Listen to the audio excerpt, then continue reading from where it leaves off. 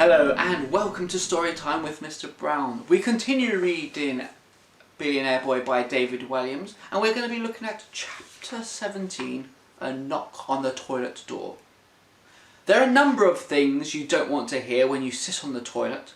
A fire alarm, an earthquake, the roar of a hungry lion in the cubicle next door, a large group of people shouting "Surprise!" to you, the sound of the entire toilet block being demolished by a giant wrecking ball, the clicking sound of someone taking a photograph, the sound of an electric eel swimming up the U-bend, someone drilling a hole in the wall, JLS singing.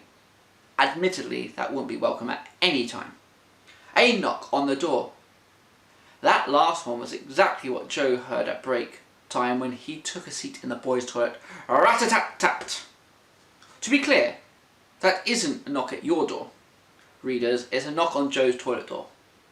"Who is it?" asked Joe, irritated. "It's Bob," replied. "Yes, you've guessed correctly, Bob." "Go away, I'm busy," said Joe.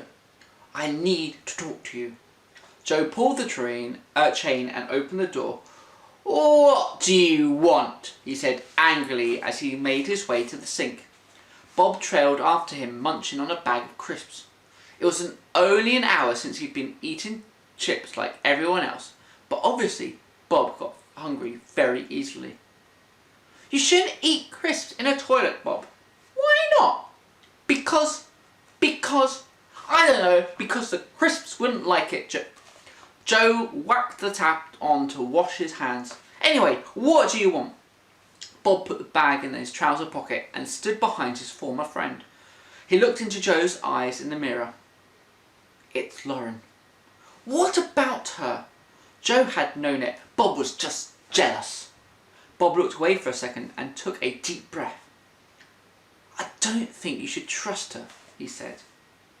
Joe turned around, shaking with fury. "What did you say?" he shouted. Bob stepped away, taken aback. I just think she's..." "She's what?" "She's fake." "Fake?" Joe felt white hot with fury. "Lots of the other kids reckon she's an actress. They said she's in some advert or something, and I saw her out with this other boy at the weekend." "What?" "Joe, I think she's pretending to like you." Joe put his face next to Bob's. He hated being this angry.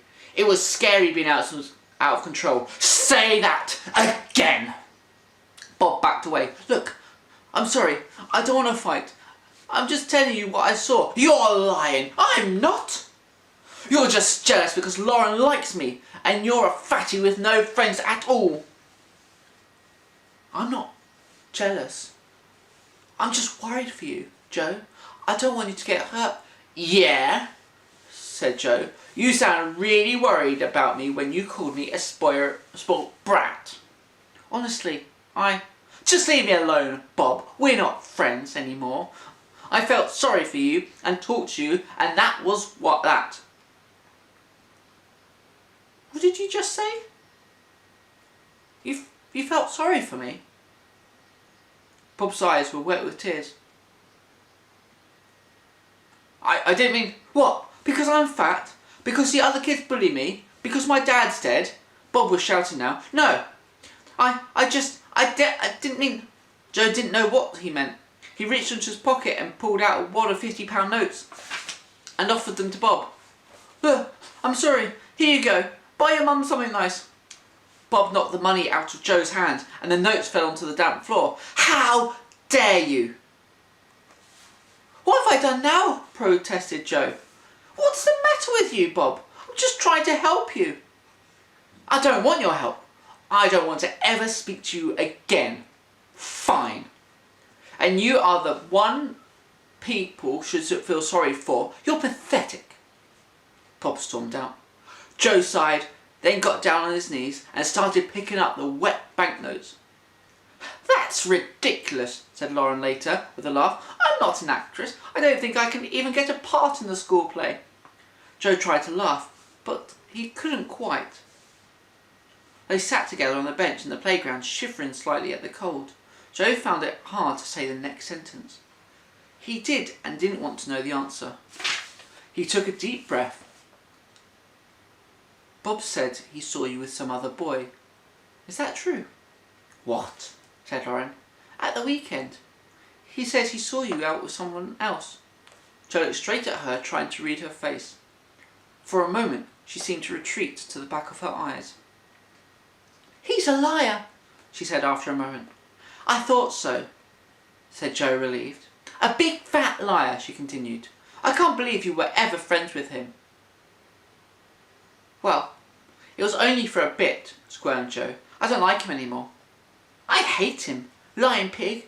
Promise me you won't ever speak to him again, said Lauren urgently. Well, promise, Joe. I promise, he replied. A wicked wind whipped through the playground.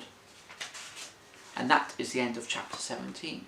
Join us again next time. We'll be reading chapter 18, The Vortex 3000. But until then, goodbye.